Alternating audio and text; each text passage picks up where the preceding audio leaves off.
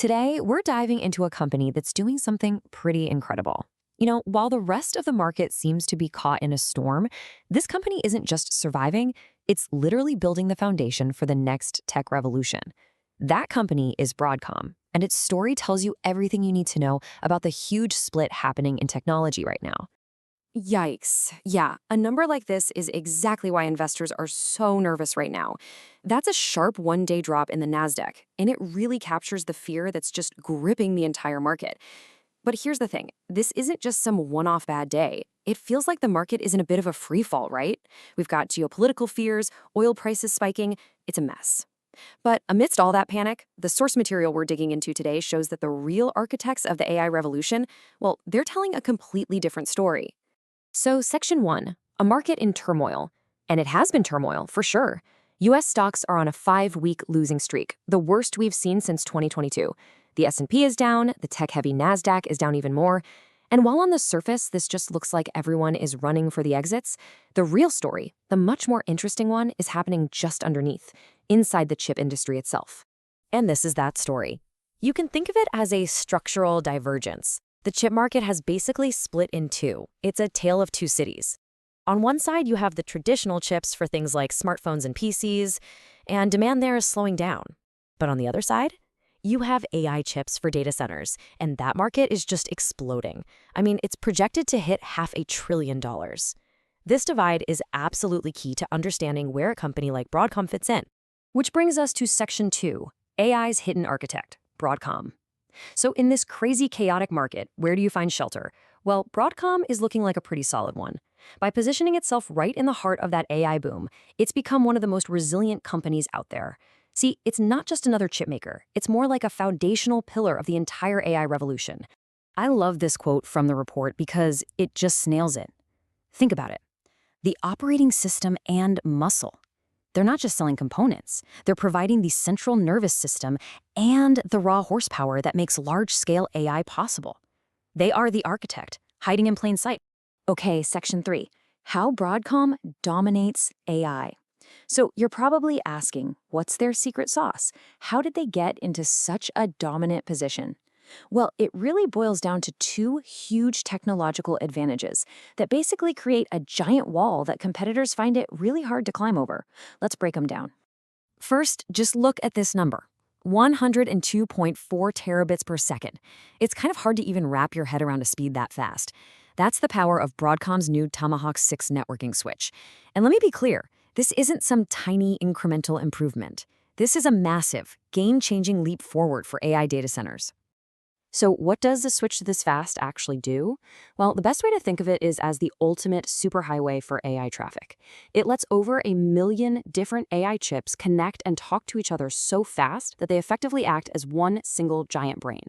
Without this kind of insane speed, things like large language models just couldn't exist at the scale we see today. It's that critical. And this speed has a huge strategic advantage. It's fueling what the report calls the Great Ethernet Pivot. For a while, there's been this battle between NVIDIA's closed proprietary system called InfiniBand and the open standard of Ethernet. Well, the Tomahawk 6 is basically helping Ethernet win that war. For the industry, that's great. It means more competition. And for Broadcom, it means they're becoming the default choice for anyone building next-gen AI. Now, Broadcom's second advantage is just as big. You see, all the tech giants, we're talking Google, Meta, Anthropic, you name it, they're all in a race to build their own custom AI chips. And when they need an expert partner to help design them, who do they call? Broadcom. They have become the go-to company for these custom chips, or ASICs, giving them these incredibly deep partnerships with the biggest names in tech. So Section 4, the financial powerhouse, this is where it gets really interesting. Because all that cool tech, that dominant position, does it translate to the bottom line? Oh, yes, it does. The numbers here tell an absolutely amazing story. Just let this sink in for a second. While the rest of the market is panicking, Broadcom's AI-related revenue shot up 106% year over year. It's more than doubled. This is a complete and total disconnect from the broader market, and it's being driven by pure, unstoppable demand. And as you can see, AI isn't some small side business for them anymore. It's now the primary engine of the whole company, driving 44% of all their revenue. Their big strategic pivot into AI isn't just happening, it's happened. And man, is it paying off. And if you zoom out to look at the whole company's health, it is just staggering. Net revenue is up almost 30%. Free cash flow, that's the real cash they have left over, is up over 33%. But get this, their adjusted EBITDA margin is 68%. 68%. For a company of this size to be that profitable is almost unheard of. It's a testament to just how much power they have in the market. So what do you do when you're just printing that much cash? Well, Broadcom is giving it back to shareholders. Management just approved a brand new $10 billion share buyback program. That's about as clear a signal as you can get. They're basically telling the world, we think our own stock is a fantastic investment right now. Okay, part 5, weighing the risks.